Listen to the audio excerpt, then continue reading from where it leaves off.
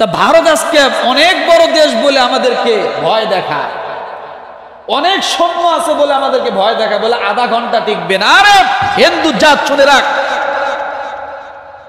56,000 বর্গ কিলোমিটার বাংলাদেশ না, না কত? হ্যাঁ, 56,000। যাই হোক, ধরে রাখেন মাত্র 350 বর্গ মাইলের জায়গা হলো গাজা। কত?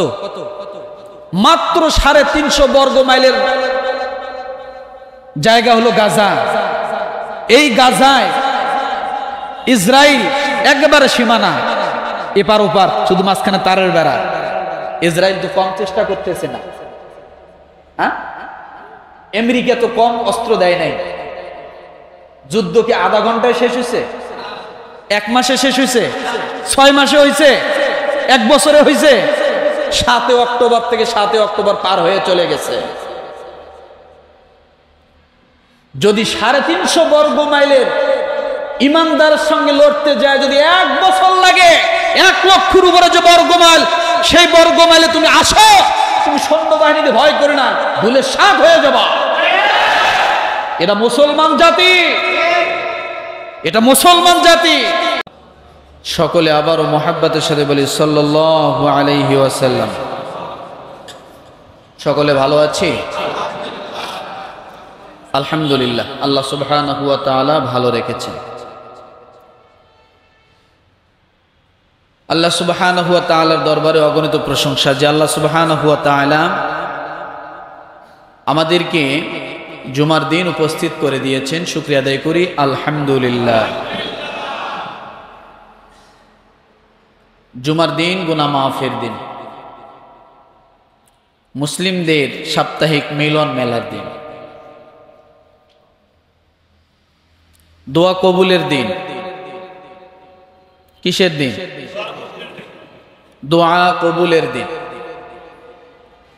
আল্লাহ সুবহানাহু ওয়া তাআলা বান্দার এক জুমা থেকে নিয়ে আরেক জুমা পর্যন্ত যদি কেউ উপস্থিত হয়,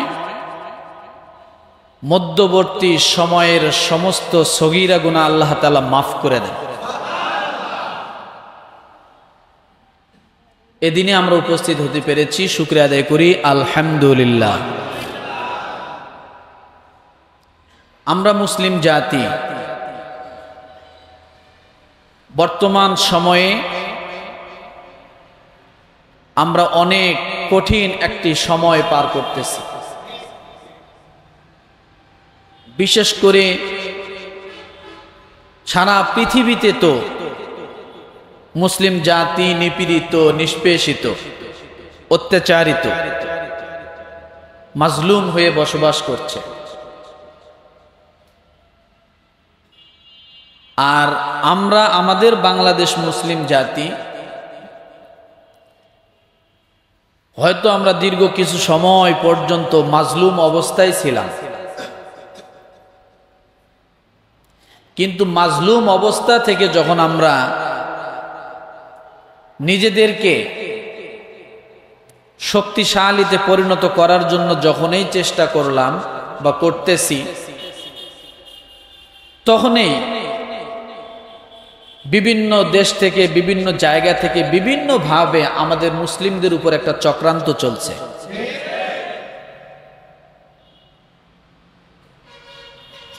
আল্লাহ সুবহানাহু ওয়া তাআলা আজকের এই সময়ের এই পরিস্থিতির কথা, বাংলাদেশের পরিস্থিতির কথা আজ থেকে 1400 বছর আগে আল্লাহ জানাই দিয়েছেন। কি করেছে বোঝেন নাই মনে হয় কথা।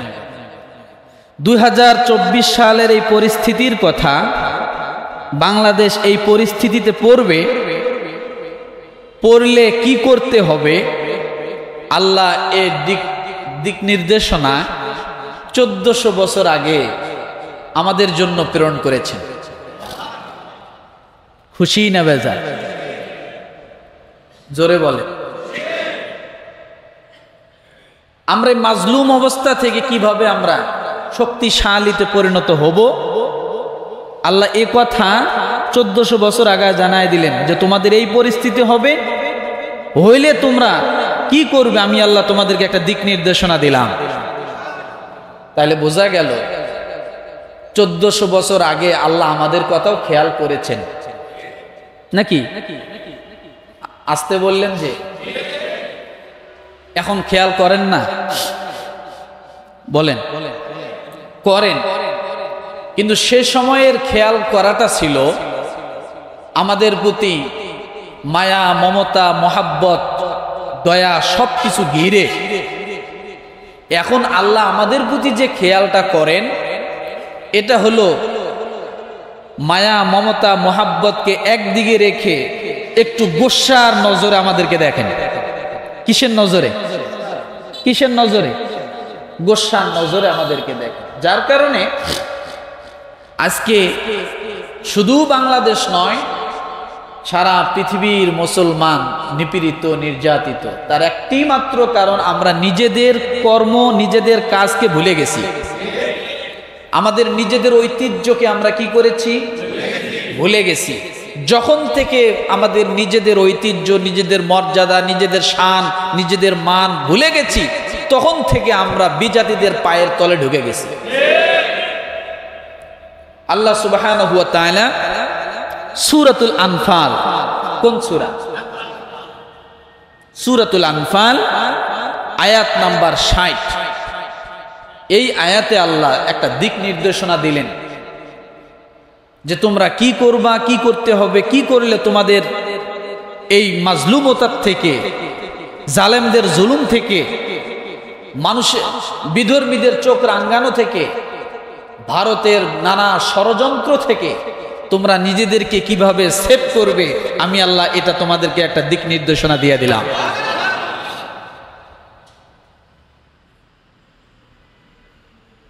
আল্লাহর নজরে আমরা আছি, কিন্তু কি অবস্থায় আছি?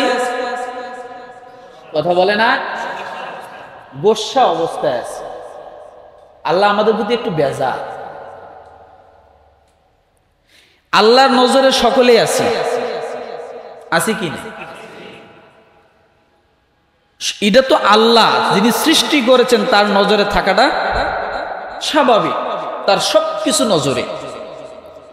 আমরা আদম আলাইহিস সালাম যখন আল্লাহ তাআলা তার ভিতর রূহ ঢুকায় দিলেন, দেওয়ার পরে আল্লাহ সুবহানাহু ওয়া তাআলা তাকে যখন জীবিত করলেন, তখন আদম আলাইহিস সালামের চোখের দৃষ্টির ভিতরে আদম থেকে নিয়ে শুরু করে পৃথিবীর সর্বশেষ যে মানুষটা জন্মগ্রহণ করবে সকলকে আল্লাহ তাআলা আদম আলাইহিস সালামের সঙ্গে পরিচয় করায় দিলেন।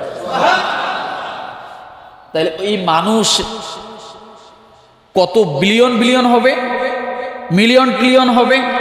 আদম আলাইহিস সালাম থেকে নিয়ে শুরু করে দুনিয়া ধ্বংস হওয়ার আগ মুহূর্তে যে মানুষটা সর্বশেষ জন্মগ্রহণ করবেন, আল্লাহ সকলের সঙ্গে আদম আলাইহিস সালামের নজরে এনে দিলেন। সকলকে আদম আলাইহিস সালামের নজরে কি করছেন এটা সামনে বলবো। তাহলে আজকে আমাদের আলোচনার বিষয়, আধুনিক দুনিয়ায় কিভাবে আমরা ক্ষমতা অর্জন করতে পারি। বলেন বিষয় কি? আধুনিক দুনিয়ায় কিভাবে আমরা ক্ষমতা অর্জন করতে পারি, বিষয়টা ধরে রাখেন। আল্লাহ পাক রব্বুল আলামিন বলেন, ওয়া আ'ইদ্দু লাহুম মাস্তাতা'তুম মিন কুওয়াতিন ওয়া মির রিবাতিল খাইলি তুরহিবুনা বিহি আদুওয়াল্লাহি ওয়া আদুওয়াকুম وآخرين من دونهم لا تعلمونهم الله يعلمهم وما تنفقوا من شيء في سبيل الله يوفى إليكم وأنتم لا تظلمون। কোন সূরা থেকে বলছি? সূরা আনফাল। এই আয়াতটি নাজিলের একটা প্রেক্ষাপট বলি, তাহলে আয়াতটা বোঝা আরো সহজ হবে। বদরের যুদ্ধ নাম শুনছেন না? ইসলামের একটি বিজয়ময় যুদ্ধ। বদরের যুদ্ধ এটা ইসলামের খুঁটিকে সবচাইতে বেশি শক্তিশালী করেছে। বদরের যুদ্ধ যদি ইসলামের পক্ষে না আসতো তাহলে ইসলাম উপর দিকে এত উঠতে পারত না। বদরের যুদ্ধটা ইসলামের জন্য একটা বিল্ডিং এর ফাউন্ডেশনের মতো। আপনি যদি বিল্ডিং এর ফাউন্ডেশন ঠিক মতো না দেন তাহলে কি একতলা, দুতলা, তিনতলা করতে পারবেন? কথা বলে না, পারবেন না। আপনি বদরের যুদ্ধটা এটা এমন একটা যুদ্ধ হয়েছিল, দুনিয়ায় ইসলাম টিকে থাকা না থাকার একটা পরীক্ষা হয়েছিল, শক্তি প্রয়োগ হয়েছিল। বদরের যুদ্ধে যদি বিজয় লাভ করা না যেত তাহলে কাফেররা আরো শক্তিশালী হতো। কিন্তু আল্লাহ সুবহানাহু ওয়া তাআলা এই বিল্ডিং ফাউন্ডেশনকে, ইসলামের মূল ফাউন্ডেশনকে বদরের যুদ্ধের মাধ্যমে ফাউন্ডেশনকে মজবুত করে দিয়ে, ভিত্তিকে মজবুত করে দিয়ে আল্লাহ সুবহানাহু ওয়া তাআলা দুনিয়ার মধ্যে এই ইসলামকে ওখান থেকে প্রসারিত করলেন। তাহলে বোঝা গেল বিজয় লাভ করেছে মুসলমান। কারা? জোরে কথা বলে। মুসলমান। স্বাভাবিক বিষয়, বিজয় লাভ করলে যে কোনো জাতি, যে কোনো বিষয় বিজয় লাভ যদি করে, বিজয়ের পরে কান্দে না হাসে? না, দুইটাই আছে। কয়টা আছে? কান্নাও আছে, হাসিও আছে। আছে না? একটা ছেলে এসএসসি পরীক্ষা দিয়েছে, ও মনে করছে যে আমি পাস করব না। ওর মনের ভিতর 3টা মাস, রেজাল্ট আসার আগে 3টা মাস ও একটা ভয় বুকের ভিতরে চাপা নিয়ে ঘুরে বেড়াচ্ছে। খায় না ঠিক মতো, ঘুমায় না ঠিক মতো, এর ভিতরে একটা পেরেশানি। যদি আমি ভালো একটা রেজাল্ট করতে না পারি তাহলে আমার এই বাড়িতে আর জায়গা হবে না, আমাকে বাড়ির থেকে তাড়া করবে, হয়তো আমাকে খেতে খামারে কাজকর্ম করে খাইতে, বা আব্বা বলছে আর লেখাপড়া করাবো না। কিন্তু রেজাল্টের দিন ভয়ে ভয়ে ভয়ে ভয়ে আগে থেকে কাপড় চোপড় গুছায় রাখছে, বন্ধুর বাড়িতে রাখছে, যদি ফেল করি তাহলে দৌড়ে আর বাড়িতে ঢুকবো না, এদিক দিয়ে পলাবো। ভয়ে ভয়ে দূরের থেকে এক বন্ধুকে দিয়ে জিজ্ঞাসা করছে যে দেখো তো আমার রেজাল্টটা কি। তো ও বলছে তোরটা তুই যা দেখ। ও কয় না আমি যাব না। সত্যি করি কয় রেজাল্টটা কি একটু বল। তো তারপরও স্কুলে আশপাশ ঘোরাঘুরি করে, হঠাৎ করে দেখে যে ছেলেটা গোল্ডেন A+ পাইছে। তখন এই ছেলে কি হাসবে না কাঁদবে? খুশিতে কান্না করবে। কথা ঠিক না? যেটা না পাওয়া সম্ভাবনা, সেটাই সম্ভাবনা হয়েছে পাওয়া। তখন এত পরিমাণ খুশি হয়, মানুষ কিন্তু খুশিতে হাসে, আর হাসতে হাসতে মানুষ কাঁদে। চোখ দিয়ে পানি বেরায় না বেশি হাসলে? তো বিজয় যখন লাভ করলো মদিনাবাসী, তখন উল্লাস করা শুরু করলো সাহাবায়ে কেরাম। আল্লাহ সুবহানাহু ওয়া তাআলা তাদের উল্লাস দেখে, বিজয়ের উল্লাস দেখে এই আয়াতটি নাজিল করে দিলেন। আয়াতটি নাজিল করে দিয়ে আল্লাহ বললেন যে তোমরা মিষ্টি খাও, খেজুর গাছ খাও, খুশিতে তোমরা বাড়িঘর যা আছে সব ভাঙচুর করো, মদিনার সংসদ ভবন ভাঙচুর করো, আগুন দিয়ে জ্বালায় পোড়ায় ছারখার করো, কালপাট ব্রিজ ভাঙ্গে রাস্তা থেকে ব্রিজ আলাদা করে দাও। খুশিতে এগুলা কথা বলেন? এগুলো না। আল্লাহ কি বললেন দেখেন, আজকের পরিস্থিতি আল্লাহর এই আয়াত নাজিলের মানে দিক নির্দেশনা হুবহু মিলে যাচ্ছে। সুবহানাল্লাহ। আল্লাহ পাক রব্বুল আলামিন বলেন ওয়া আ'ইদ্দু লাহুম মাস্তাতা'তুম মিন কুওয়াতিন ওয়া মির রিবাতিল খাইলি ترهبون به عدو الله وعدوكم وآخرين من دونهم لا تعلمونهم الله يعلمهم وما تنفقوا من شيء يوفى في سبيل الله يوفى إليكم وأنتم لا تظلمون রব্বুল আলামিন সূরা আনফালের 7 নম্বর আয়াতে আজকের দিক নির্দেশনাগুলো বিষয়গুলো আল্লাহ জানিয়ে দিলেন।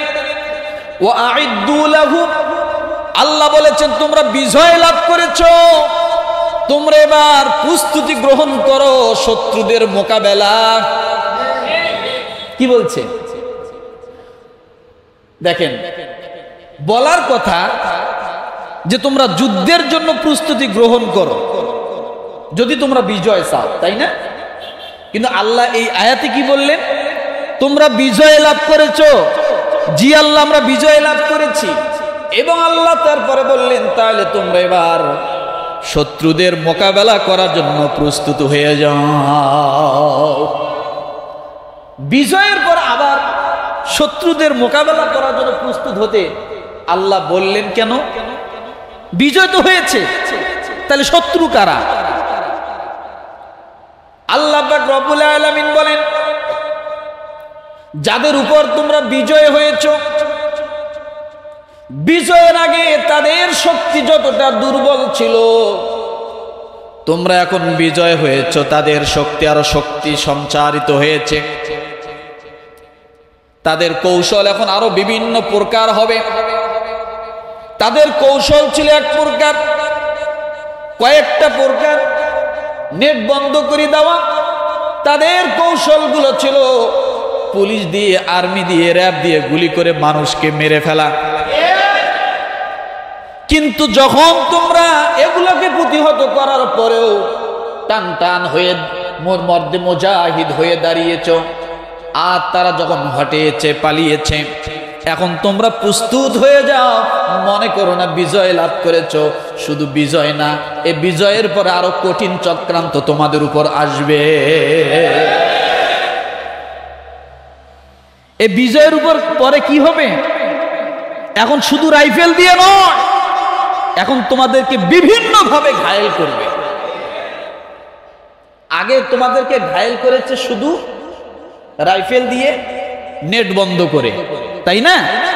আর এখন তোমরা এমন ভাবে প্রস্তুতি নাও, চতুর্দিক থেকে তোমাদের উপর ঘায়েল করার জন্য বিভিন্ন ভাবে চেষ্টা করা হবে। তাই আমরা দেখতেছি এক এক সময় এক এক দাবি, এক এক সময় এক একটা চক্রান্ত, একের পর এক চক্রান্ত যখন শুরু হতে যাচ্ছে। 4টি মাস ধরে চক্রান্ত চলছে, 4 মাসের একটা দিনও বাকি নাই চক্রান্ত বাংলাদেশে আমাদের জন্য। চক্রান্ত করা যখন বাংলার ভূমিতে যখন করতে করতে যখন আর থাও পায় না, এবার ওই যে শ্বশুর বাড়ি আছে, শ্বশুর বাড়ির থেকে এবার চাপ শুরু হয়ে গেছে। কথা ঠিক কিনা? ও আইদ্দু লাহু, আল্লাহ বলেন তোমরা প্রস্তুত গ্রহণ করো। বিজয় লাভ করেছো তোমরা রাইফেলের তলে, যুদ্ধ হয়েছে রাইফেল আর ইটপাটকেল দিয়ে। এখন আর রাইফেল আর ইটপাটকেল নয়, এখন তোমাদেরকে মেধা দিয়ে যুদ্ধ করবে, তোমাদেরকে বিভিন্ন ষড়যন্ত্র করবে, তোমাদের পেঁয়াজ বন্ধ করবে, তোমাদের আলু বন্ধ করবে, তোমাদের পণ্য সামগ্রী তারা বন্ধ করবে। বিভিন্ন ভাবে তারা দাবি দাওয়া নিয়ে সামনে আসবে। মানুষকে, একজনকে খুন করে তার দ্বন্দ্ব লাগাই দিবে, তার হিন্দুদের মাঝে ঢুকে তারা দ্বন্দ্ব লাগাই দিবে। তারা একসময় রিক্সাওয়ালা হয়ে আসবে, একসময় আনসার ব্যাটালিয়ন হয়ে আসবে, এক সময় তারা বিভিন্ন ভাবে এইভাবে চলতেই থাকবে। কথা ঠিক কিনা? আগে কি আনসার ভিতর দিয়ে ঢুকে আসছিল? আনসার কার পক্ষে ছিল? তাদের পক্ষে, তাই না? রিক্সাওয়ালা কার পক্ষে ছিল? এদের পক্ষে। এখন রিক্সাওয়ালার ভিতরে ঢুকে গেছে, তাহলে চক্রান্ত একটা আছে না অনেকমুখী হইয়া? অনেকমুখী হয়ে না? তাহলে আগের যুদ্ধ আর বর্তমানকার যুদ্ধ কোনটা কঠিন? কোনটা কঠিন? বর্তমানেরটা বেশি কঠিন। এই কথা জানে কে? বলছে কে? কোন আয়াতে? কোন সূরায়? কত নম্বর আয়াত? আমার বানানো? কোরআন শরীফ খুলে দেখুন। আমার ভাইরা, রব্বুল আলামিন বলল ওয়াইদু লাহুম, তোমরা প্রস্তুতি গ্রহণ করো, সকল ষড়যন্ত্রের মোকাবেলা করার জন্য প্রস্তুতি গ্রহণ করো। তোমরা এখনো বিজয় লাভ করনি, সবে মাত্র বিজয় লাভ করেছো, কিন্তু তারা বসে থাকবে না। যাদের উপর তোমরা বিজয়ী হয়েছো তারা কখনোই বসে থাকবে না, তারা সব সময় তোমাদেরকে ক্ষতি করার জন্য চেষ্টা করবে। এখন আপনি যদি বলেন আল্লাহ কি দিয়ে, কোন জিনিস দিয়ে এই ষড়যন্ত্রের মোকাবেলা করব? রব্বুল আলামিন ডাক দিয়ে বলেন মাস্তাতুম মিন কুওয়া, যে কোনো ধরনের শক্তি তোমরা সঞ্চয় করো। এই মোকাবেলা করার জন্য যত প্রকার শক্তি তোমাদের প্রয়োজন সব শক্তি তোমরা সঞ্চয় করো। কি করো? সমস্ত শক্তি তোমরা সঞ্চয় করো। কেউ যদি বিভিন্নভাবে চক্রান্ত করে, ষড়যন্ত্র করে, আমাদের সহজ সরল খবরগুলো যদি উল্টা করে বিদেশিদেরকে দেখায়, এটার জন্য তোমরা পাল্টা প্রস্তুতি গ্রহণ করো। কে বলছে কথা? যে যেদিক দিয়ে যেভাবে যখন যে সময় যে রূপ নিয়ে তোমাদের সামনে ষড়যন্ত্র করতে আসবে, তোমরা সব ষড়যন্ত্র ঠেকানোর জন্য তোমরা প্রস্তুত হয়ে যাও।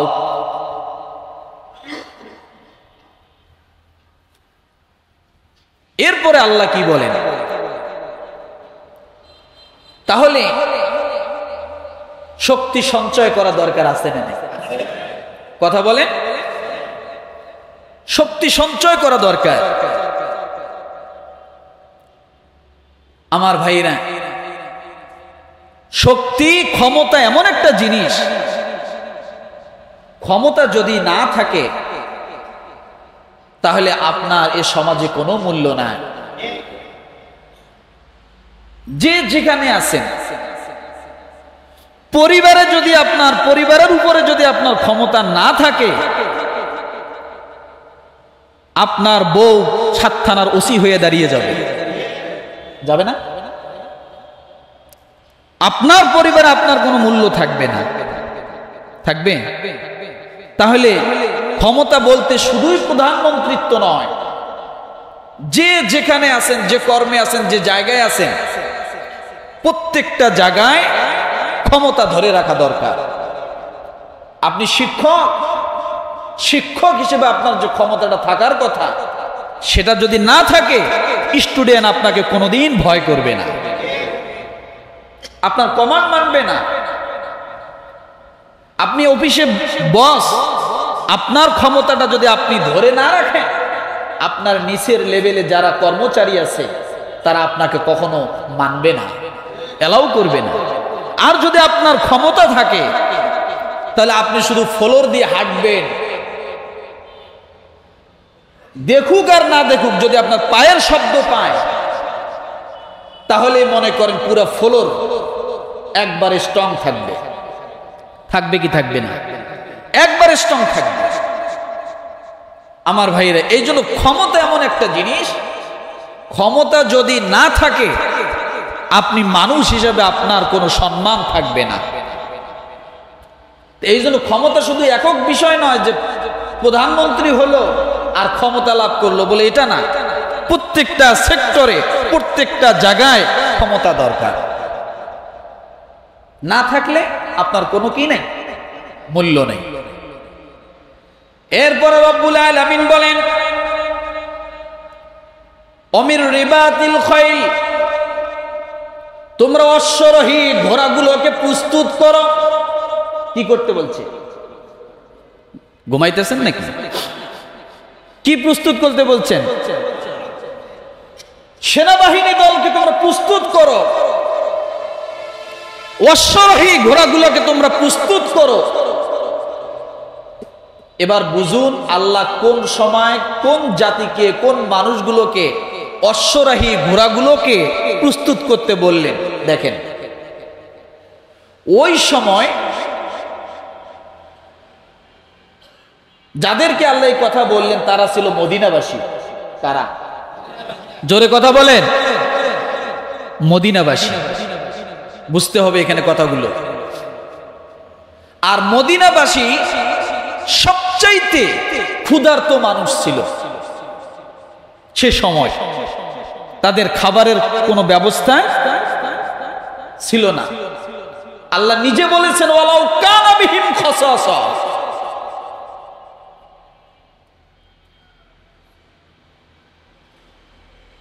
আল্লাহ বলেন সূরা হাসর আয়াত নাম্বার 9, এখানে আল্লাহ বলেন ওয়ালাউ কানা বিহিম খাসাসা, তারা এত অভাবী ছিল এক বেলা খেত 3 দিন খেতে পারত না, 15 দিন চুলে আগুন জ্বলতো না। আমি বোঝার জন্য বলছি, 15 দিন চুলে আগুন জ্বলতো না।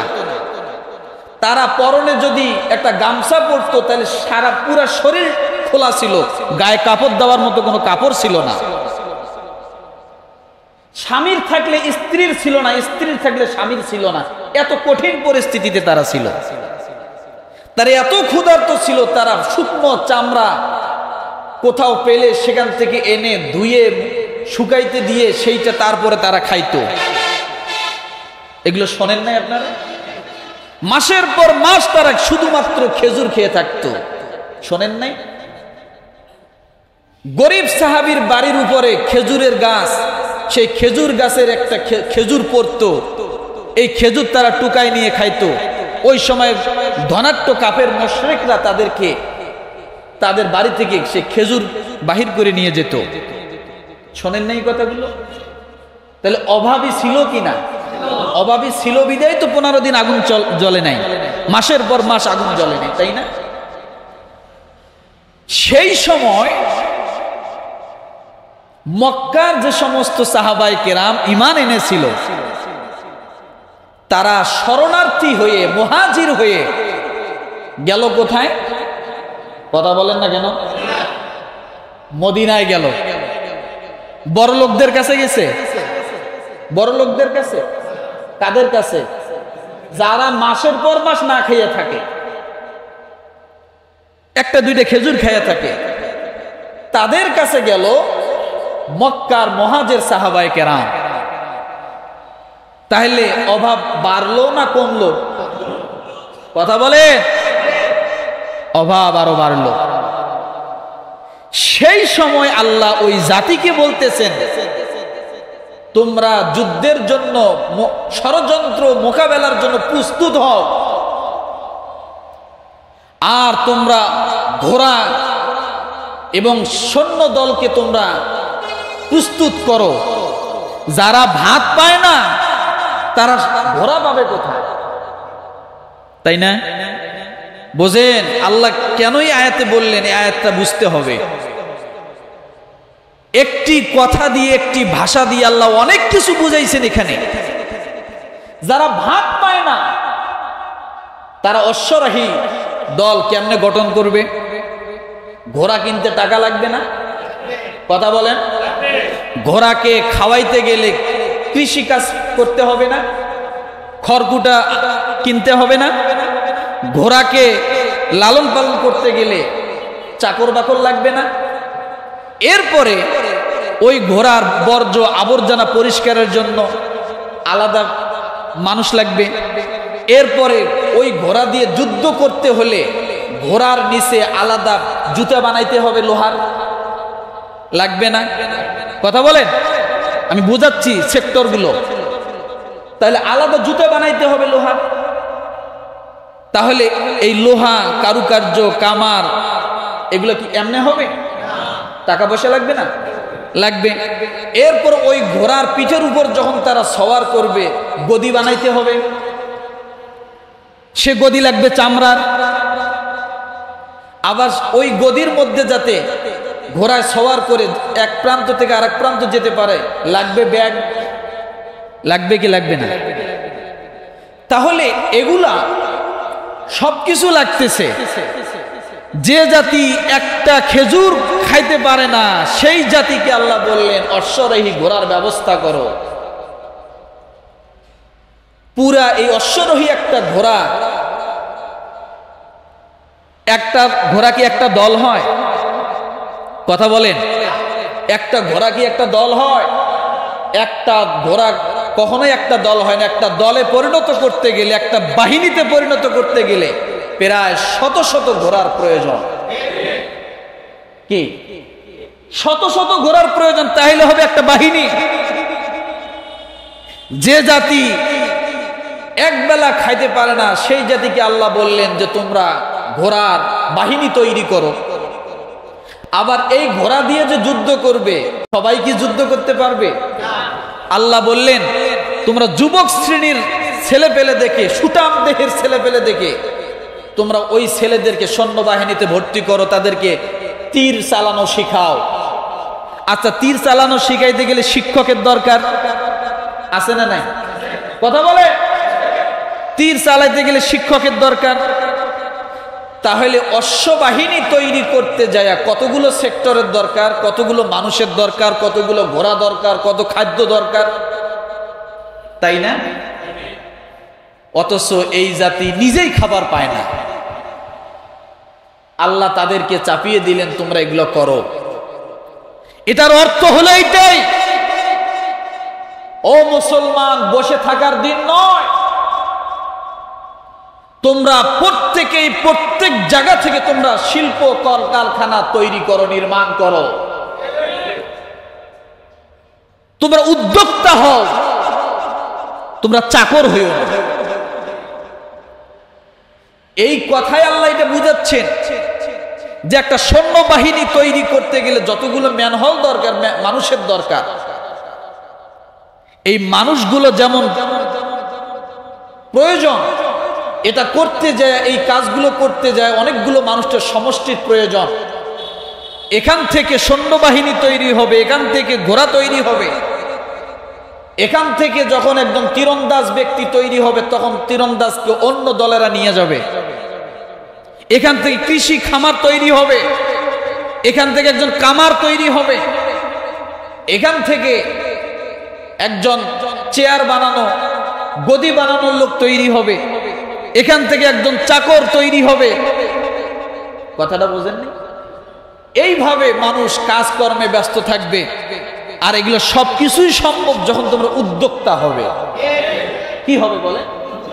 যখন তোমরা উদ্যোক্তা হবে তখনই তোমাদের জন্য এই মানুষগুলো চালানো সহজ। আমার ভাইরা, আল্লাহ এই আয়াতের অমির রিবাতিল খাইল দিয়ে আল্লাহ এটা বুঝাচ্ছেন যে মুসলমান যতক্ষণ পর্যন্ত নিজেরা নিজেদের দিক থেকে উদ্যোক্তা না হবে ততদিন পর্যন্ত এই মুসলমান হবে পরের গোলাম। আর গোলাম হয়ে যতদিন থাকবে তখন অন্য উদ্যোক্তারা তাদের উপরে সমস্ত জুলুম নির্যাতনগুলোকে চাপিয়ে দিবে। আজকে আমেরিকা অস্ত্র বিক্রি করে, আমরা অস্ত্র কিনি। বোঝেন? উদ্যোক্তা কোথায়?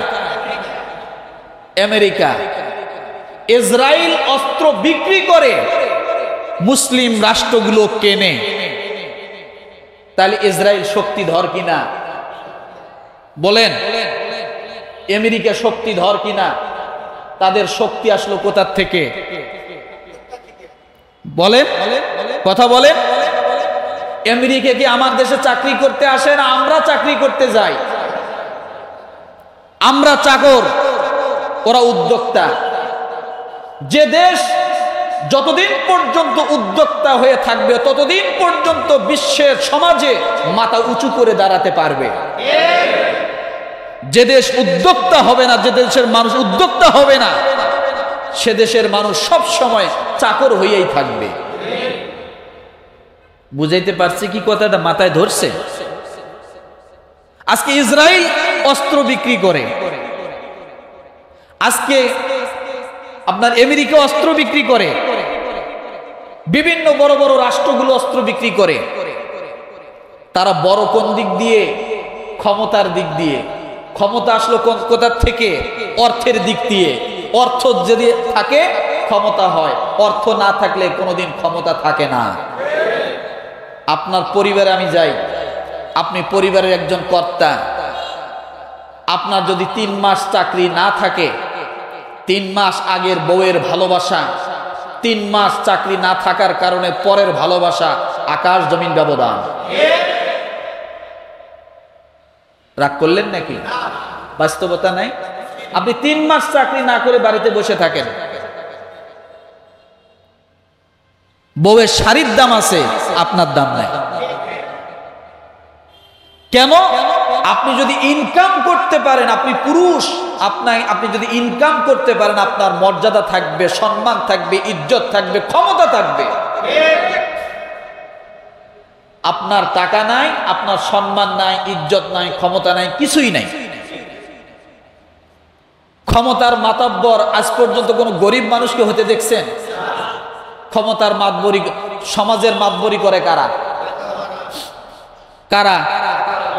তাকান তো, যার 100 বিঘে জমি আছে, সে 50 বছর আগ থেকে মাতব্বর, তাই না? আর তার জমিতে যে কাজ করে সে কোনোদিন মাতব্বর হতে পারছে? তাহলে বোঝা গেল ক্ষমতার পিছনে, ক্ষমতাকে টিকসই করার জন্য ক্ষমতার পিছনে প্রয়োজন হলো কি? টাকা। আর টাকা আসবে কোথার থেকে? চাকরি করে। হ্যাঁ, চাকরি করে কয় টাকা কামাবেন? আপনাকে করতে হবে ব্যবসা, আপনাকে হতে হবে উদ্যোক্তা, আপনাকে হতে হবে একজন কোম্পানির মালিক। তাহলে আপনার ক্ষমতা থাকবে, টাকা থাকবে। আমরা জানি প্রধানমন্ত্রী হয় সবচাইতে দেশের ক্ষমতাধর, তাই না? সাধারণ মানুষ প্রধানমন্ত্রীদের কাছে যায়, এমপির কাছে যায়, চেয়ারম্যানের কাছে যায়, মেম্বারের কাছে যায়, যায় কি যায় না? কিন্তু প্রধানমন্ত্রী কার কাছে যায় জানেন? ব্যবসায়ীদের কাছে যায়। ব্যবসায়ীরা প্রধানমন্ত্রীর কাছে যায় না, প্রধানমন্ত্রী ব্যবসায়ীর কাছে যায়। কেন যায় জানেন? সে যখন নির্বাচনে দাঁড়িয়েছিল, এই ফ্যাক্টরির মালিক তাকে 10 কোটি টাকা দিয়েছে, ওই ফ্যাক্টরির মালিক তাকে 5 কোটি টাকা দিয়েছে, আপনি নির্বাচন করেন। দেয় না? দেয় না? বড় বড় ব্যবসায়ীরা টাকা দেয় নির্বাচন করার জন্য। এখন নির্বাচনে যখন জয়লাভ করে আর প্রধানমন্ত্রী হয়, তখন কি এই প্রধানমন্ত্রী ব্যবসায়ীর কথা শুনতে বাধ্য কিনা? বাধ্য কিনা? বাধ্য কিনা? বাধ্য। আজকে ভারত দীর্ঘদিন আওয়ামী লীগের উপর মোড়লগিরি করছে। ভারতের কথা ছাড়া চলতে পারে নাই আওয়ামী লীগের লোক। তার কারণ কি? তার কারণ হলো আওয়ামী লীগের থেকে শক্তিশালী হলো ভারত। ভারত আওয়ামী লীগকে ক্ষমতায় রাখার জন্য যা করার প্রয়োজন সব করছে, যার কারণে আওয়ামী লীগের কিছু কিছু এমপি মন্ত্রীরা বলেছিল ভারত আমাদের রক্তে মেশা, আমরা এপিট আর ওপিট। বলে নাই? বলে নাই কথাগুলো? বলছে। একই জিনিস ক্ষমতার থেকে যখন সরে গেল, ভারত ভারতের জায়গায় আছে, শুধু নাই আওয়ামী লীগ। এতটুক পরিবর্তনের কারণে দেখেন পুরা ঘুরে গেল। এখন ভারত এই কথা তো আর বলে না, ভারত তো আমাদের দিকে এখন আর ভালো নজরে তাকায় না। তার কারণ আজকে যদি ডক্টর ইউনূস যদি ভারতের হয়ে আসতো, তাহলে ভারতের সবকিছু ভালো লাগতো। তার মানে বোঝা গেল বড়র বড় আছে, বড়র বড় আছে। এইভাবে যুগ যুগ ধরে কেউ না কেউ কারো না কারো সাপোর্ট নিয়ে ক্ষমতায় আসে। আসার পরে বাধ্য হয় তাদের কথাগুলো শুনতে। 17 বছরে ভারতের যত কোম্পানি বাংলাদেশে দাঁড় করানো হয়েছে, অন্য কোনো আমলে হয়েছিল? শুধু তাই নয়, জনবল প্রত্যেকটা ফ্যাক্টরিতে বাধ্যতামূলক একজন ভারতের লোক এজেন্ট নিয়োগ করতে হবে। উপরের কর্মকর্তা হিসেবে। ছিল না? ছিল না? ছিল।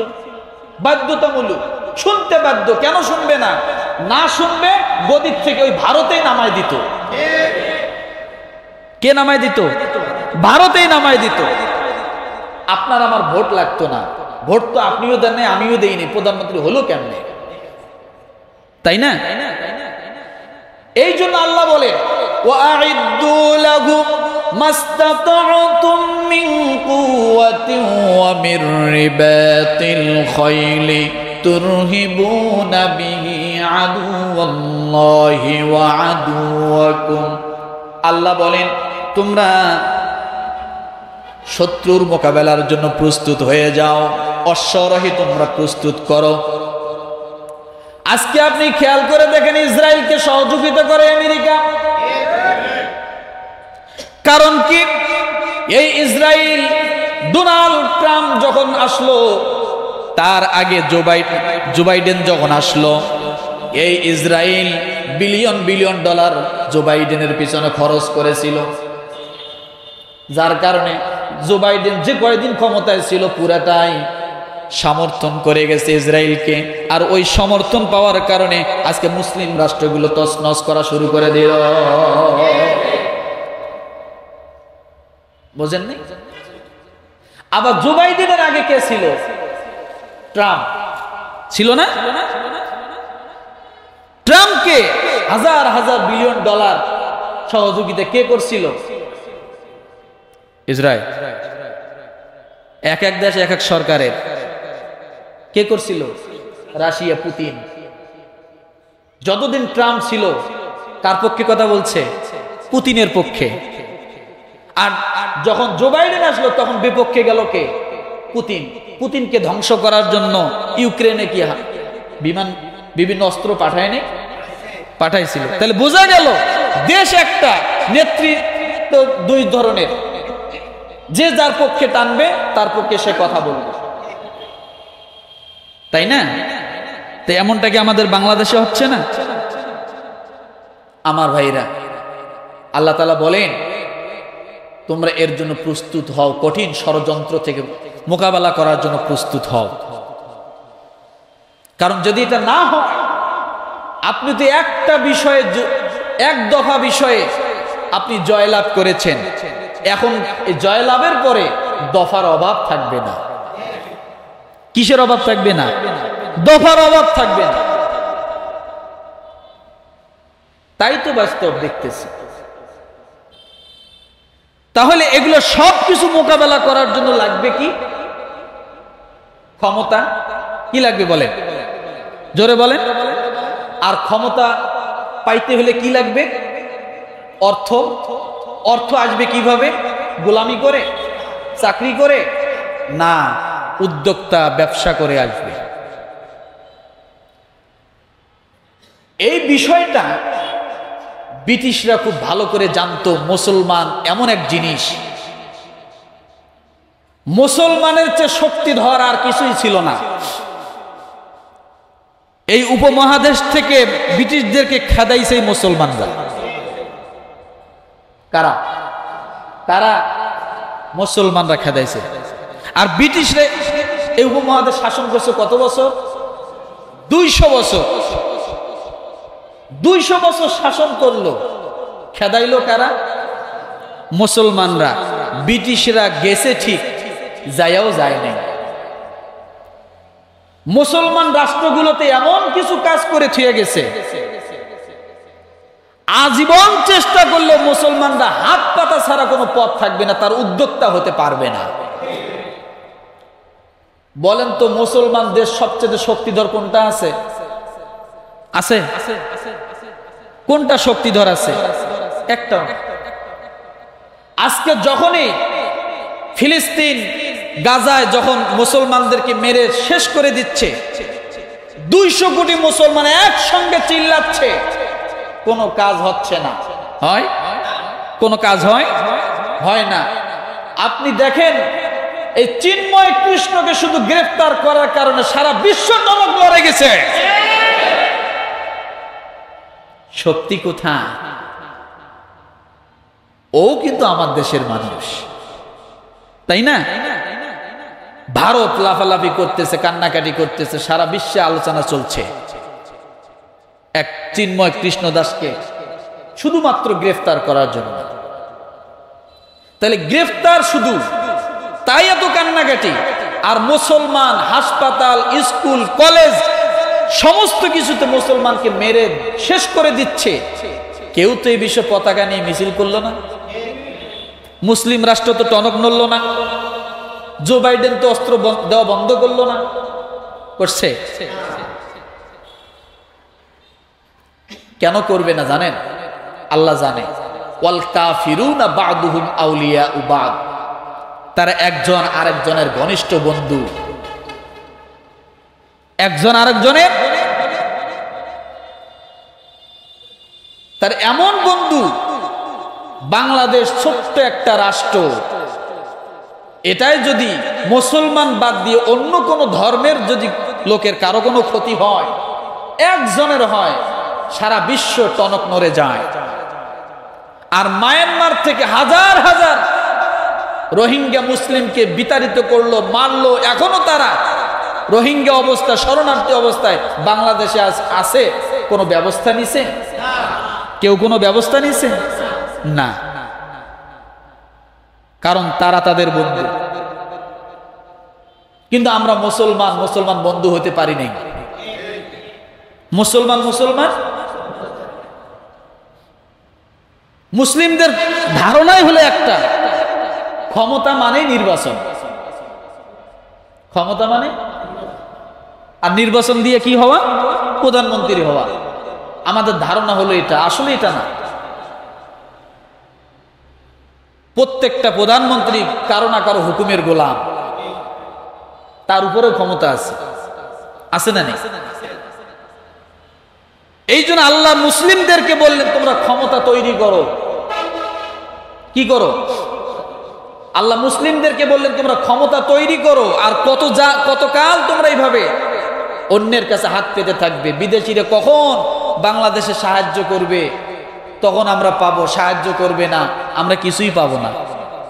তাই তো হয়েছে। মুসলিম রাষ্ট্রগুলোয় যতক্ষণ পর্যন্ত সাহায্য না যায় ততক্ষণ পর্যন্ত তারা কিছুই করতে পারে না, কথা ঠিক না? কিন্তু সত্যিকার যদি আপনি ইমানদার হন আর আল্লাহমুখী হন, আল্লাহ যেভাবে বলছেন আপনি যদি ওইভাবে চলেন, আল্লাহর কসম দুনিয়ার কোন মানুষের সাহায্য লাগবে না, আপনি নিজেই স্বয়ং সম্পূর্ণ। তার প্রমাণ আফগানিস্তান। তার প্রমাণ কি? তার প্রমাণ কি? আফগানিস্তান। আমেরিকার মতো সৈন্যবাহিনী প্লেনের চাকার ভিতরে পলায়, পাকার উপরে বসে পলায়, প্লেনের উপরে পলায়। তাদেরকে আফগানিস্তানকে সাহায্য করার কেউ ছিল না, সমস্ত ন্যাটো বাহিনী তাদেরকে তার উপর হামলা করেছিল, করে নাই? কিন্তু দুনিয়ার সব রাষ্ট্র যখন তার দিক থেকে মুখ ফিরায় নিছে, আফগানিস্তান কি বলছে? আমরা কারো পরোয়া করি না। এখন এমন পর্যায়ে এত উন্নতি লাভ করতেছে, বিশ্বের রোল মডেল হয়ে দাঁড়াচ্ছে। তার একটি কারণ তাদের মূল মজবুত শক্তি হয়েছে আল্লাহ। কে বলেন? কে বলেন? আল্লাহ নিজে বলেছেন তুরহিবুনা বিহি আদুওয়াল্লাহি ওয়া আদুওয়াকুম, তোমরা আল্লাহর শত্রুদের বিরুদ্ধে তোমরা লড়াই করো, তোমরা সজাগ থাকো, তোমাদের শত্রুদের থেকে তোমরা সজাগ থাকো। যদি আমাদের সত্যিকার যদি ঈমান থাকতো, আমরা যদি ঈমানের মজবুত হতে পারতাম, ভারত টু শব্দ করার সাহস পেত না। সৈন্যবাহিনী অনেক বেশি হলেই জয়লাভ করা যায় না, অনেক সৈন্য হলেই জয়লাভ করা যায় না, বিশাল বড় দেশ হলে জয়লাভ করা যায় না। যায়? এই রাশিয়া, বর্তমান রাশিয়া পৃথিবীর সবচেয়ে বড় রাষ্ট্র। এই রাশিয়া 8 ভাগ হওয়ার পরে এত বড় রাষ্ট্র। কয় ভাগ? 8 ভাগ হওয়ার পরও পৃথিবীতে সবচেয়ে বড় রাষ্ট্র হলো রাশিয়া। এই 8 ভাগ হওয়ার আগে এই রাশিয়াকে পরাজিত করেছিল আফগানিস্তান। ইতিহাস পড়ুন। আফগানিস্তান এত বড় রাষ্ট্রকে পরাজিত করেছে। সৈন্য অনেক বেশি হলেই জয়লাভ করা যায় না, তার প্রমাণ এই আফগানিস্তান দেখা যাচ্ছে, আমেরিকাকে আঙ্গুল দিয়ে দেখা যাচ্ছে। বিশ্বের অনেক রাষ্ট্র থেকে আফগানিস্তানে হামলা করা হয়েছে, সৈন্যের অভাব ছিল, মানুষের থেকে সৈন্য বেশি, তারপরও আল্লাহর শক্তি, ইমানি শক্তি তাদের কাছে ছিল। এত সৈন্য থাকার পরও তারা পলাইতে বাধ্য হয়েছে আর তারা জয়লাভ করেছে। তা ভারত আজকে অনেক বড় দেশ বলে আমাদেরকে ভয় দেখায়, অনেক সৈন্য আছে বলে আমাদেরকে ভয় দেখায়, বলে আধা ঘন্টা টিকবে না। আরে হিন্দু জাত শুনে রাখ, 56,000 বর্গ কিলোমিটার বাংলাদেশ না, না কত? হ্যাঁ, 56,000। যাই হোক, ধরে রাখেন মাত্র 350 বর্গ মাইলের জায়গা হলো গাজা। কত? মাত্র 350 বর্গ মাইলের জায়গা হলো গাজা। এই গাজায় ইসরায়েল একেবারে সীমানা, এপার ওপার, শুধু মাঝখানে তারের বেড়া। ইসরায়েল তো কম চেষ্টা করতেছে না, হ্যাঁ? আমেরিকা তো কম অস্ত্র দেয় নাই। যুদ্ধ কি আধা ঘন্টায় শেষ হয়েছে? 1 মাসে শেষ হয়েছে? 6 মাসে হয়েছে? 1 বছরে হয়েছে? 7 অক্টোবর থেকে 7 অক্টোবর পার হয়ে চলে গেছে। যদি 350 বর্গ মাইলের ইমানদারের সঙ্গে লড়তে যায়, যদি 1 বছর লাগে, 1 লক্ষের উপরে যে বর্গ মাইল, সেই বর্গ মাইলে তুমি আসো, তুমি সৈন্যবাহিনীতে ভয় করে না, ভুলে 7 হয়ে যাবা। এটা মুসলমান জাতি, এটা মুসলমান জাতি 40,000 সৈন্যের সঙ্গে পারতেছে না। 1 বছর লেগে গেল আমেরিকার ইসরায়েলের। আর তুমি ভারতের অনেক বড় রাষ্ট্র ভয় দেখাও, বিশাল বড় রাষ্ট্র, বাংলাদেশ আধা ঘন্টা টিকবে না। কোথায় পাইছো? ম্যাংটি ছাড়া আর কিচ্ছু নেই তোমাদের, ওই সুতে ছাড়া আর কিছুই নেই তোমাদের। আর আমাদের সুতে লাগে না, কোমর ওভাবে বাঁধা লাগে না,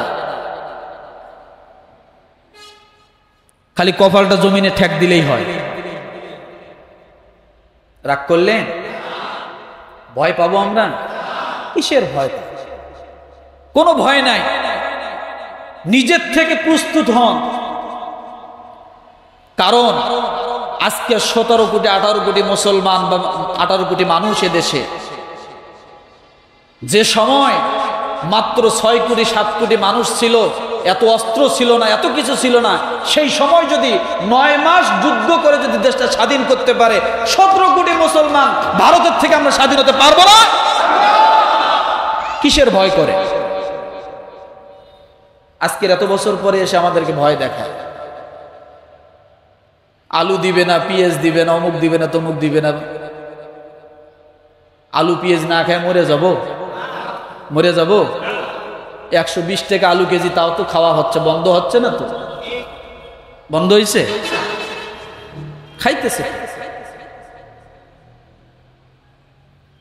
বলি মুসলমান, সজাগ থাকতে হবে। আল্লাহ সজাগ থাকতে বলছেন সূরা আনফালের 60 নম্বর আয়াত।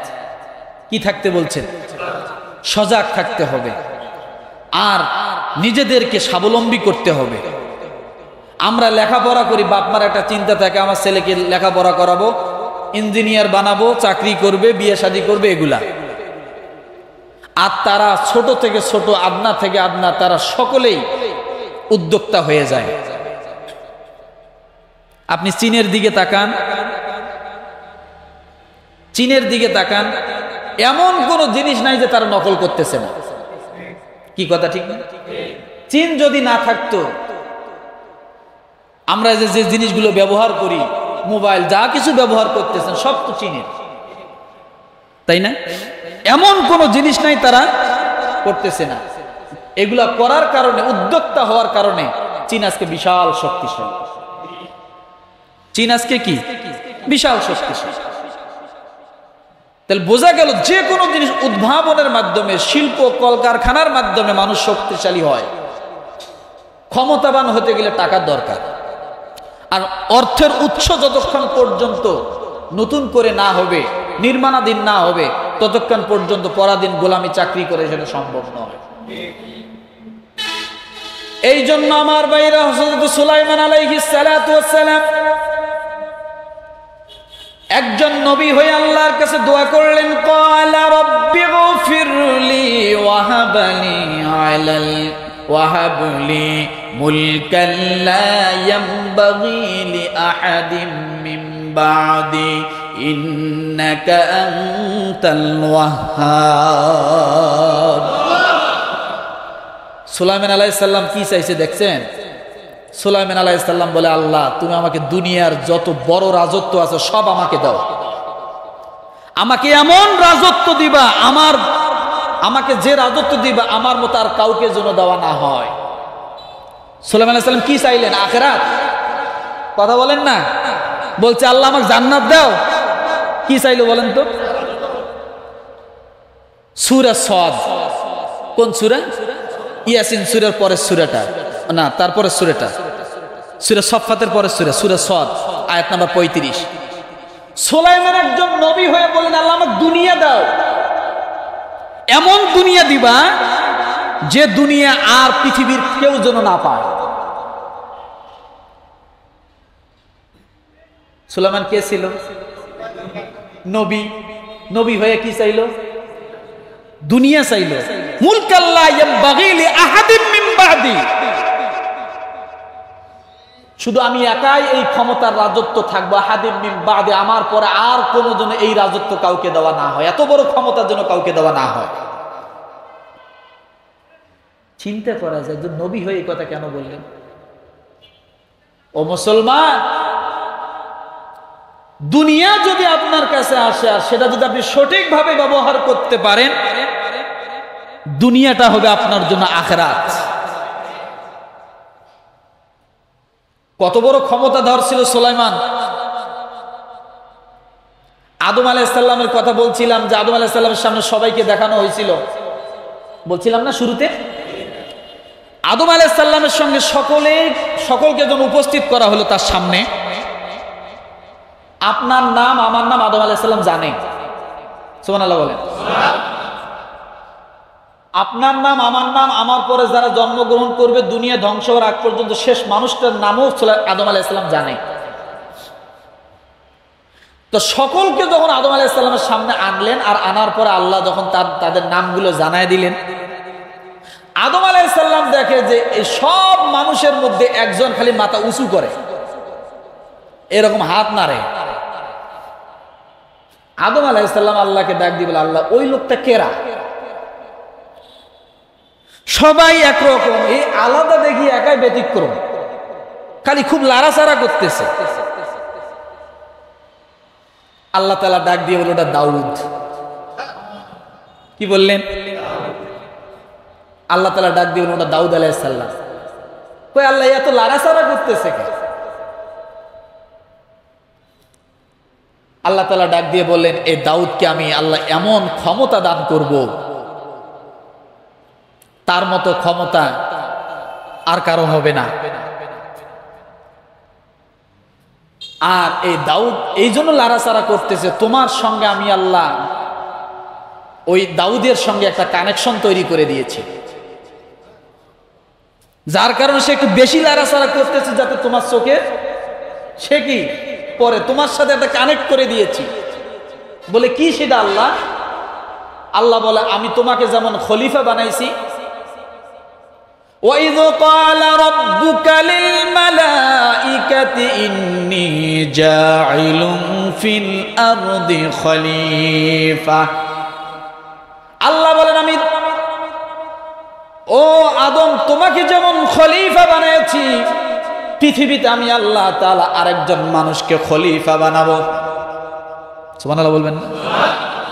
আরেকজন মানুষকে আমি আল্লাহ খলিফা বানাবো, তার নাম হলো দাউদ। তোমার যে কাজ থাকবে দাউদের কাজ, ইয়া দাউদ ইন্না জাআলনাকা খলিফাতান ফিল আরদ। এই খলিফা শব্দ আল্লাহ কোরআনে দুইবার ব্যবহার করছেন। কয়বার? একবার আদম আলাইহিস সালামের ক্ষেত্রে, আর একবার দাউদ আলাইহিস সালামের ক্ষেত্রে। এজন্য আল্লাহ বললেন যে ও তোমার উত্তরসূরি, এই জন্য তোমার চোখে সে পড়ে গেছে। সেই দাউদ নবীর সন্তান হলো সুলাইমান আলাইহিস সালাম। সে কি চাইলে, আল্লাহ আমাকে এমন রাজত্ব দাও যা এরপরে আর কারো জন্য এরকম রাজত্ব না থাকে। আল্লাহ কি বললেন? সঙ্গে সঙ্গে আল্লাহ বলেন ফাসাখখারনা লাহুর রিহা তাজরি বিআমরিহি রুখাআন হাইসু আসাদ। সুতরাং সে এই দোয়া করার পর আমি তাকে কি ক্ষমতা দিলাম দেখো। এই মানুষ যখনই বলছে আমাকে দুনিয়া দাও, আমাকে এমন ক্ষমতা দাও যে আর কারো এরকম ক্ষমতা না থাকে, আমি আল্লাহ তাকে সঙ্গে সঙ্গে বাতাস তার অধীন করে দিলাম। কি অধীন করে দিলাম? বাতাস। পৃথিবীর কোন বিজ্ঞান বৈজ্ঞানিকের, সমস্ত বিজ্ঞান বৈজ্ঞানিকের মগজ যদি একজনের মাথায় ঢুকিয়ে দেওয়া হয়, আর যদি কালবৈশাখী ঝড় শুরু হয়ে যায়, সমস্ত বিজ্ঞানীকে যদি বলা হয় এই কালবৈশাখী ঝড়কে ঠেকাও, পারবে কেউ? পারবে কেউ?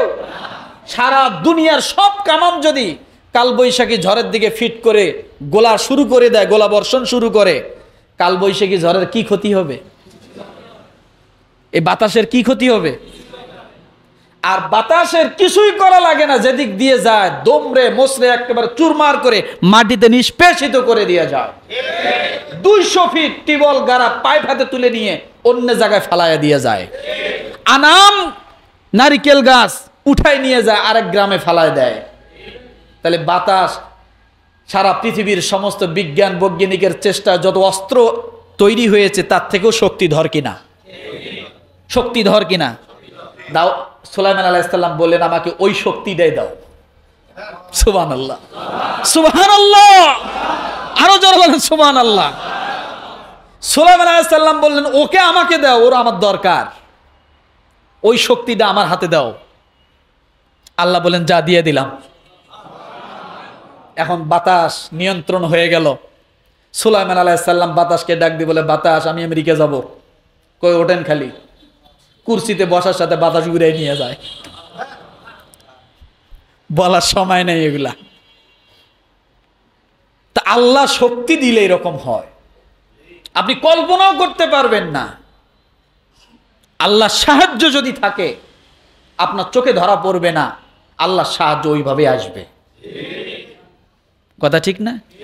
এই জন্য বলি মুসলমানকে ইমানদার হতে হবে, শক্তিশালী হতে হবে, ক্ষমতাবান হতে হবে। ব্রিটিশরা মুসলমানদেরকে একবারে গোলাম বানায় দিয়ে গেছে। আমরা শুধু টাকা খরচ করতে জানি, বিদেশিরা কিন্তু আমাদের মতো এত টাকা খরচ করে না, ইনকাম তুলনায় এত খরচ করে না। তারা চা বাসায় বানায়া খায়, আর আমরা চা যায় চায়ের দোকানে খাই। বাংলাদেশের মতো চায়ের দোকানে এত মনে হয় অন্য কোনো দেশে আছে কিনা সন্দেহ। রাগ করলে? এটা শিখাইছে কে? ব্রিটিশরা। চা একদিন খাওয়াইয়া মজা দিয়ে শিখাই গেছে। ভাত নাই, সারাদিন না খাইয়ে চা খাইছে 5 কাপ। আছে না? নাই? টাকা কেমনে খরচ হবে সব পথগুলো তারা করে দিয়ে গেছে। আমরা কেমনে উন্নতি করতে পারবো না সব পথ ব্রিটিশরা করে দিয়ে গেছে। কারণ তারা জানে মুসলমান এমন এক জাতি, এদেরকে সারা জীবন হাত পাতানো যদি না রাখতে পারে, এরা যদি একবার উপরে ওঠে এদেরকে দমায় রাখা যাবে না। কিন্তু আল্লাহ দেখেন সমস্ত সম্পদগুলো মুসলিমদেরকে দান করেছেন। স্বর্ণের খনি বলেন, তেলের খনি বলেন, আপনি কয়লা খনি বলেন, লোহার খনি বলেন, সমস্ত ইউরেনিয়াম খনি বলেন, সমস্ত খনিগুলো আল্লাহ কাদেরকে দিয়েছেন? মুসলমানদেরকে। দুর্ভাগ্যের বিষয় এ জাতি আমরা গোলামি হাল ছাড়তে পারি না, যার কারণে আমরা বার করতে পারি না। অন্যরা এগুলো রিসার্চ করে করে বড় বড় উদ্যোক্তা হয়ে তারা এসে এগুলো বাইর করে দিয়ে তারা নিয়ে যাচ্ছে। গ্যাস তারা নিয়ে যায়, স্বর্ণ তারা নিয়ে যায়, সব খনি তারা নিয়ে যাচ্ছে, আর আমরা তাদের কাছ থেকে হাত পেতে চাইয়ে নিচ্ছি। আমাদের জিনিস আমরা আবার হাত পেতে ভিক্ষে করে নেই। তার একটি কারণ, আমরা উদ্যোক্তা হতে জানি না। ওই যে একটা কথা, আমি হুজুর যদি আজকে একটা ব্যবসা করি, আপনারা মুসল্লি কি বলবেন? হুজুর দুনিয়ামুখী হয়েছে, এ হুজুরের পিছনে নামাজ হবে না। কে এ হুজুরের পিছনে নামাজ হবে না? কে? হুজুরে যে দোকান করে, হুজুর এখন খাই খাই হয়েছে। কত কথা কইবেন, যত রঙের কথা আছে সব এখানে আছে না? অথচ আল্লাহ নিজে বলছেন তোমরা ব্যবসা করে খাও, ব্যবসা আমি হালাল করে দিয়েছি। আর ব্যবসা মুসলমানরা করবে এটাই বাস্তব, ব্যবসা একজন ইমাম করবে এটাই বাস্তব, তার অর্থের জন্য কোনো অভাব না থাকে। ওই আল্লাহু আকবার বলে ডাব্বা হয়ে দাঁড়ায়া যদি ইমাম সাহেব চিন্তা করে যে কালকে খামু কি, এই চিন্তা যদি করে, 4 রাকাতের নামাজের জায়গা 3 রাকাতে তো বসবেই, 4 রাকাতের জায়গা 5 রাকাত তো পড়বেই। কথা বোঝেন নাই মনে হয়? তখন আবার যা সমালোচনা করবেন, হুজুর 5 রাকাত নামাজ পড়ে, প্রতিদিন নামাজ ভুল করে, অমুক করে। কালকে এক জায়গায় গেছে, এক ইমাম সাহেব 20 বছর চাকরি করতেছে, বেতন হলো 14,000। আমি দিছিলাম তার চাকরিটা কয় হাজার? 14,000। একটা দোকান দিছিল পাশে, কমিটির ঘুতে ঘুতিতে দোকান টোকান সব ফালায় থুইয়া এখন সেই 14,000 নিয়ে বসে আছে।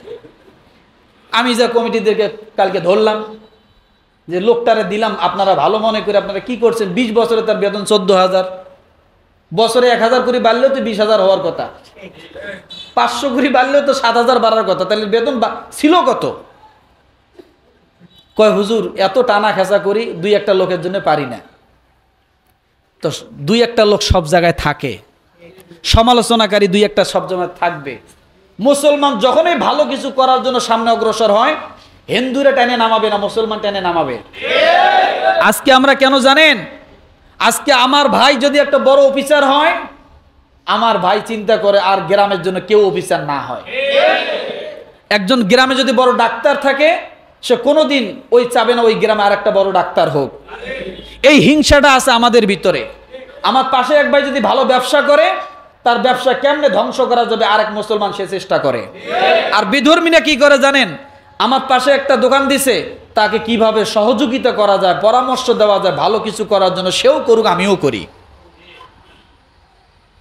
কিন্তু হিংসা সবচাইতে বেশি কাজ করে আমাদের ভিতরে, যার কারণে আমরা সামনে অগ্রসর হতে পারি না। গ্রামের একটা ভালো ছেলে ভালো চাকরি করে, পুরো গ্রাম মিলে লাগছে ছেলেটার পিছনে, নাই নাই? এই কারণে তো আমাদের আজকে এই অবস্থা, হাত পাতা জাতি। আজকে আপনার গ্রামে ভালো একজন চাকরিজীবী হবে, সে যদি গ্রামের আরো 100 ছেলেকে ভালো চাকরি দেয়, গ্রামটা সচ্ছল হবে, হবে না? হবে। কিন্তু এটা কিন্তু আমরা করি না। অনেক প্রমাণ আছে আমার কাছে, অনেক প্রমাণ আছে। তো এই জন্যে আজকে আমাদের অবনতি। এই তা আমাদের সবচেয়ে দরকার হলো ক্ষমতা। ক্ষমতা আসবে কি দিয়ে? অর্থ দিয়ে। অর্থ আসবে কি দিয়ে? স্বাবলম্বিতা দিয়ে, মনে থাকবে। আর এটার দ্বারা কি হবে? দুনিয়ায় ইসলাম প্রচার হবে, আল্লাহর দ্বীন প্রচার হবে, আমরা আরো শক্তিশালী হব, আমাদের এই সমস্ত দুনিয়াটা হবে আখিরাতমুখী। মনে থাকবে? আল্লাহ তাআলা আমাদের সকলকে নিজের ঈমানী চেতনা থেকে উদ্যোক্তা হওয়ার জন্য তৌফিক দান করুক। আমিন। ওয়া আখিরু দাওয়ানা আনিল হামদুলিল্লাহি রাব্বিল আলামিন।